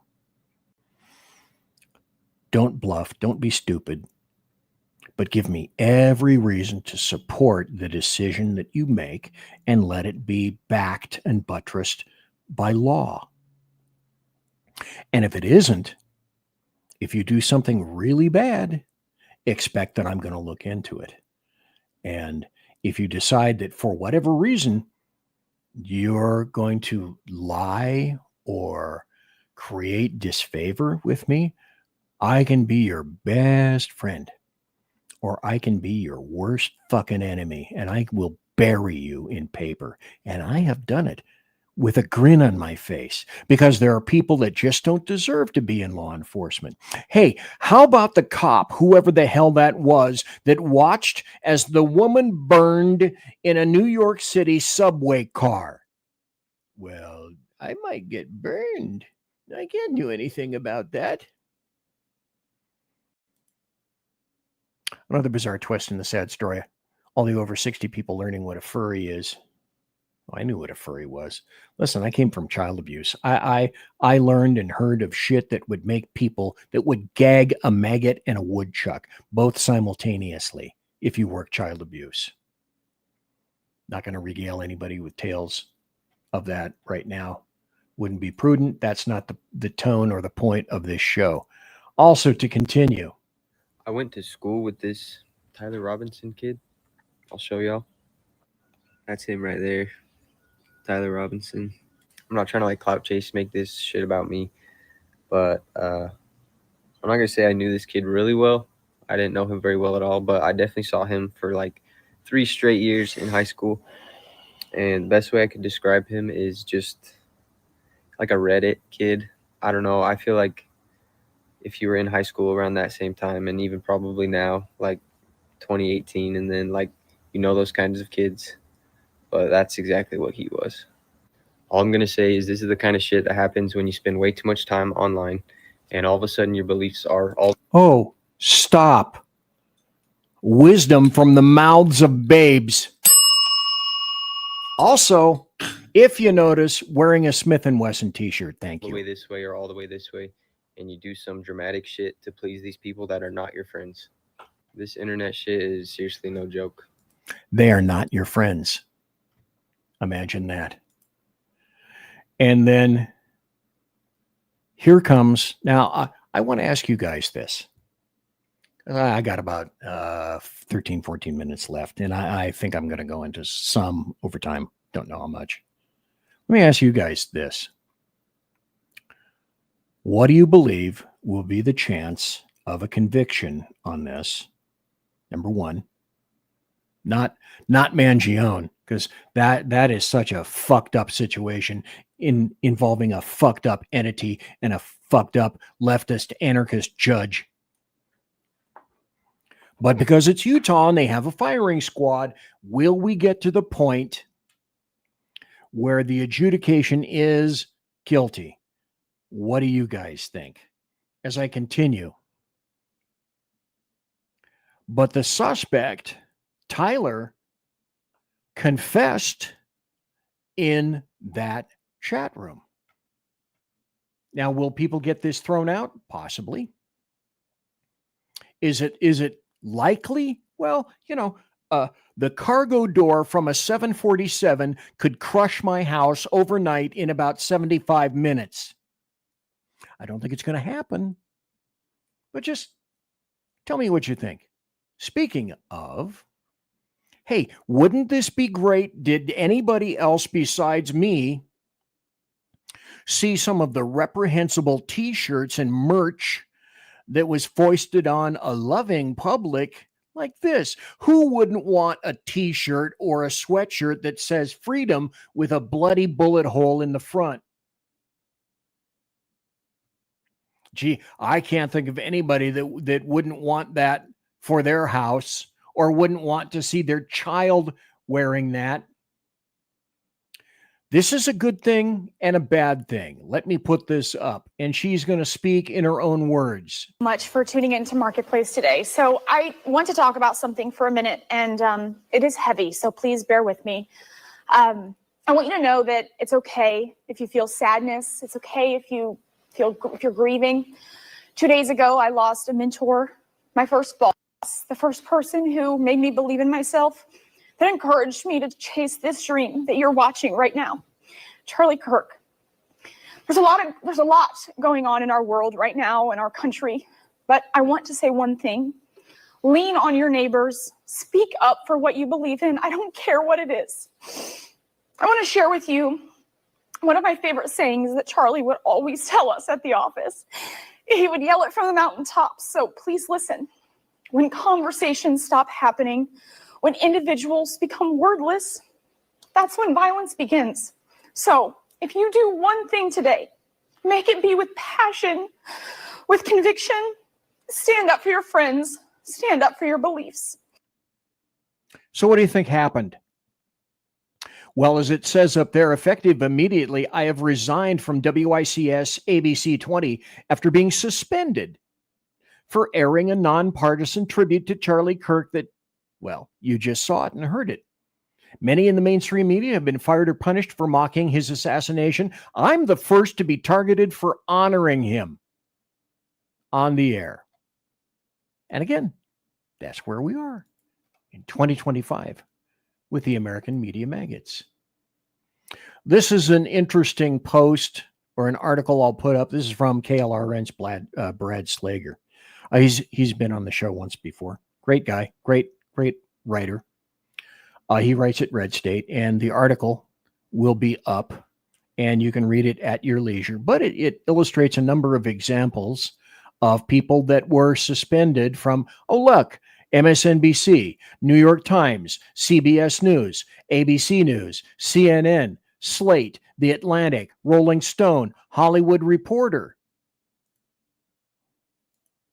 And the hits just keep on coming. And this. The consequences commence. Why are y'all sad? Teachers, firefighters, officials on leave or have been fired over Charlie Kirk posts. I don't find that sad. I don't find your firing sad. Not in the slightest. Now the consequences commence. I'm going to rip through these. But again, you'll see, if you want to read them in detail, go to the SHR Media Rumble channel and BZ's Berserk Bobcat Saloon radio show, which is what you're listening to and watching right now. As a matter of fact, update: Chesterfield school board member resigns after uproar over social media post. He's going to resign on December 31st after criticism of a social media post she made about the killing of Charlie Kirk. Call me old-fashioned, but I remember when it used to be okay with shooting Nazis. The loving educators. This one. Oh my God, this was grand. If only I thought of this myself. This is Farmhouse. Look, somebody from a vet hospital, the business name is the Gentle Care Animal Hospital, and the owner made a disgusting post about Charlie Kirk, and then someone managed to, I couldn't do that. I don't have the facility to do that, but went in and changed it to the hospital has now been renamed the Charlie Kirk Memorial Animal Hospital. Okay. That's one of those things where in the digital world, it's like, that is supreme. Here's something also fun, grand fun, like the Grand Fun Railroad. Washington Post columnist fired after social media posts regarding Charlie Kirk's assassination. And the hits just keep on coming. Look, Phoenix sports writer Gerald Bourget fired for his comments about Charlie Kirk. All these firings are proving that the woke movement of hatred will no longer be tolerated in America. How do you feel? And the answer is, I feel great. So hoisted on a petard of their own creation, these people thought that they were absolutely immune from anything happening to them. And the great thing about it is they are no longer the gatekeepers. And as was said earlier, we don't care what you say. We don't care how you label us. I certainly don't. Oh, look, he's right. They are in orbit right now. The Kettle One refueling team is entering the operational area. Here's something very interesting.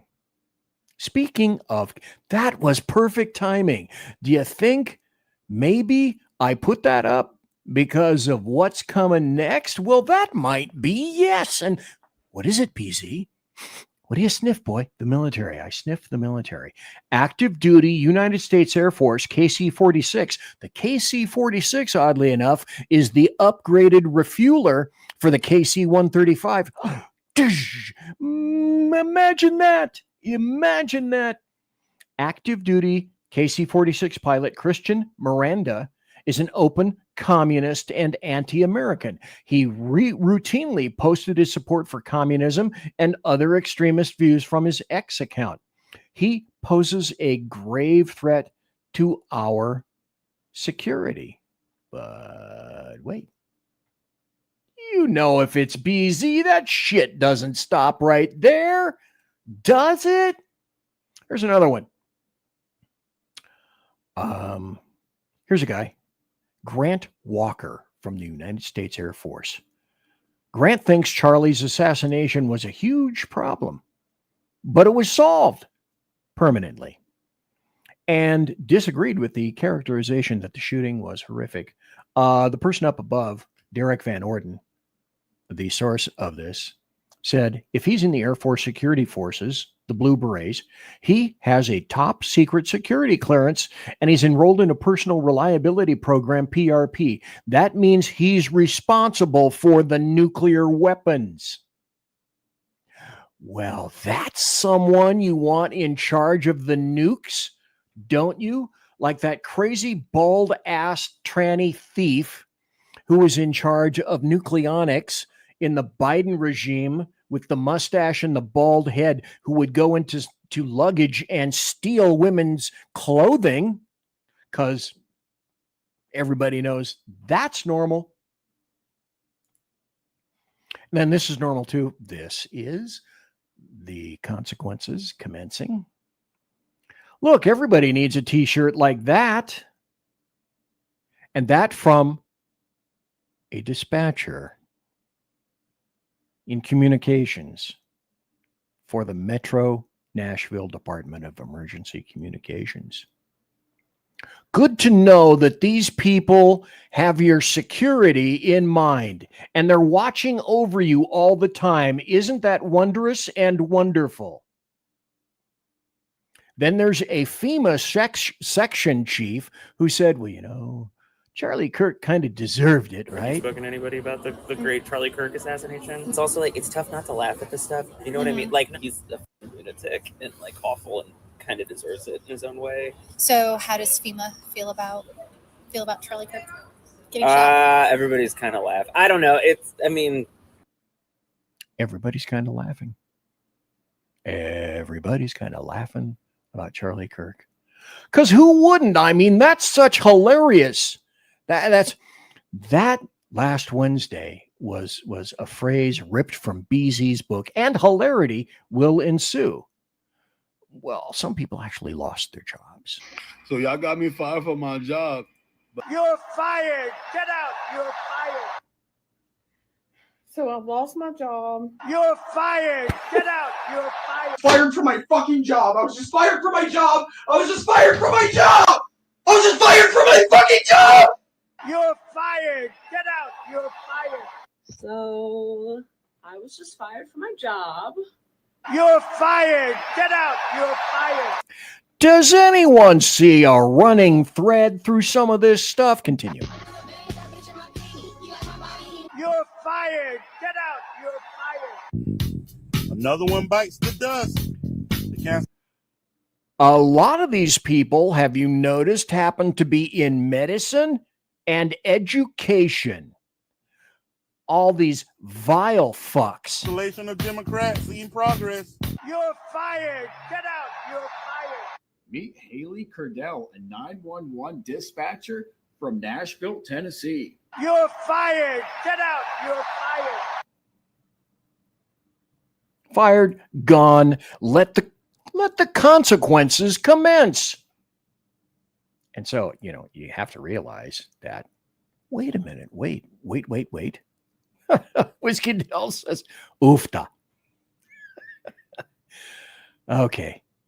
Then there was this. New Jersey doctor resigns after a nurse said he cheered Charlie Kirk's death. And so what did she do? She filed a complaint. And she keeps her job after the hospital investigates the doctor. That's a happy story. I didn't have happy stories tonight per se, but it is a happy story. Let me see if I can get through this.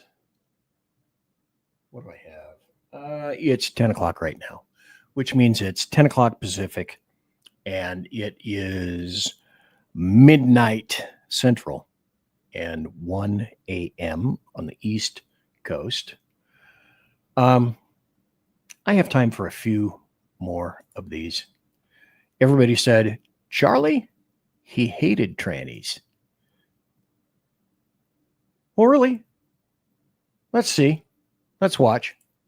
I just want to say I'm a transgender male. What age should kids be able to get things like hormone therapy? Because I don't know what's true, what's not. Tell me, are you comfortable telling me your story? I've known that since like third grade. and I'm currently 19, almost 20. There were some people that I saw on the internet that said, with every interaction with trannies, because I don't give a fuck about this stuff. I'm not Charlie Kirk, nor do I profess to be. Oh, he treated them with every interaction. He said, "Oh, go kill yourself." What a load of crap. I've known basically since then. I didn't start going by like a different name until 7th and 8th grade. I just don't know, like with the the whole medical stuff, like what's medical stuff. Imagine that. true, what's not, what's helpful, because I've heard so many different opinions. First of all, thank you so much for that. Yeah, of course. So I'm going to have the heinous, terrible Charlie Kirk for saying thank you for that. How oppressive, how mean, how evil. But let's hear Charlie talk for one semi-last time. Yes, I wonder if by continuing to lie, they aren't about everything. They're driving all of us a little crazy. Well, this is why your faith is the most important thing. Because for those of us that are Christians, it doesn't drive you crazy. You actually see what's going on, which is that we do not wrestle against flesh and blood, but against principalities and darkness and spirits, that there's a spiritual war here. And you're right, Tucker. I find people in this space that are not anchored to faith, anchored to Jesus, they do lose their mind. Because there is no rational or reasonable explanation for what the country is doing to itself or what we are experiencing. But if you then see and you know that there is a God and we are not him, that there is an entire dimension of angels and demons and spirits that are constantly struggling around us, and that there is a supernatural dimension, as you mentioned, all of a sudden, that does then make sense. Stop. Let me see if I can summarize. Good versus evil. And I have a few more that I would like to play. Now, this is a poem by a gentleman named Tarzana Joe. And you can't see it at the bottom, but he was on the Hugh Hewitt show. And on Fridays, he would come on and read a poem because Tarzana Joe does poems. And so here's his poem. I hope I can get through it. This will be the 6th time I've read this poem so that I can complete it for you tonight. And it's called Charlie. A man is measured by his friends, so make as many as you can. Then when your span of living ends, they'll tell the world, oh, what a man. I've seen the people on TV, educated, warm, and wise, carefully recite the deeds of people that they eulogize. But with the passing of a man so tragic in this shattered week, the friends who knew him best of all could barely find the strength to speak. Part of them was lost, I'm sure, to lose a man they want to bless. Will their souls recover? No, for no man is an island. Yes. You didn't have to know him well. A simple glance and you'd have learned he loved this country with his heart, and in that heart a fire burned. Author, speaker, man of God, husband, father, fighter, friend, to him to whom you pledged your life, may these words your soul commend. I know for some that thoughts and prayers are sources of frustration, but we're not praying for a man. We're praying for a nation. Let me also play this and one final video after this. I found this last week. I played it last week. I've never seen this anywhere else, and I've given it to some other people. And if this wasn't prescient, ironic. But what would you actually want to tell me if I have 30 seconds left to live? Boy, you got 30 seconds. In 30 seconds, you're about to meet eternal judgment. And there's only one way that you can get bailed out of that. And it's not all the good things you did or the moral scorecard. It's whether or not you have Jesus Christ as your Lord and Savior. And that's the only thing that's going to matter. And so you got 10 seconds left. You're dying from a gunshot wound. And you ask the question, who is Jesus Christ? And the answer to that singular question, who is Jesus Christ, is the most important question for everyone in the audience. Not how much money you have, not how much good stuff you do. It is, who is Jesus Christ? You might say, oh, Jesus was, a teller of good tales, or Jesus was a good person, or Jesus was a historical figure. None of that's going to cut it. It's whether or not you repent and you ask Christ to come in as your Lord and Savior. That's the only thing that will save you from eternal damnation. 30 seconds. I haven't seen that anyplace else. It's probably been played any number of times on any number of places, and I haven't seen this. This is AI generated. What would Charlie Kirk say to us about his death?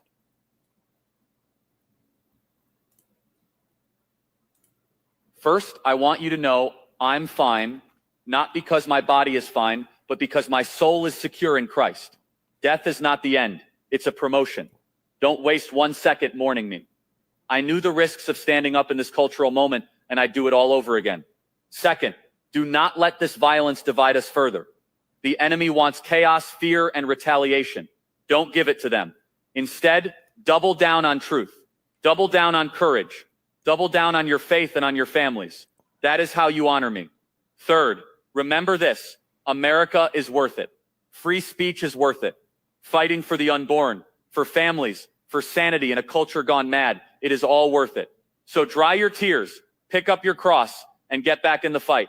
Do it with joy. Do it with strength. And never, ever let evil think it won. And that, folks, is the show. I want you to know I'm fine. I won't be able to do the ending, so I'm just going to do this for right now. I'm just going to sign off. Thanks to everybody for being here tonight. I had to get it out. Tomorrow's Wednesday. Sackhead Sean will be here at Edgy Liberty, 8 p.m. Pacific. And so tune in tomorrow night for Sackhead Sean, everybody. Good night.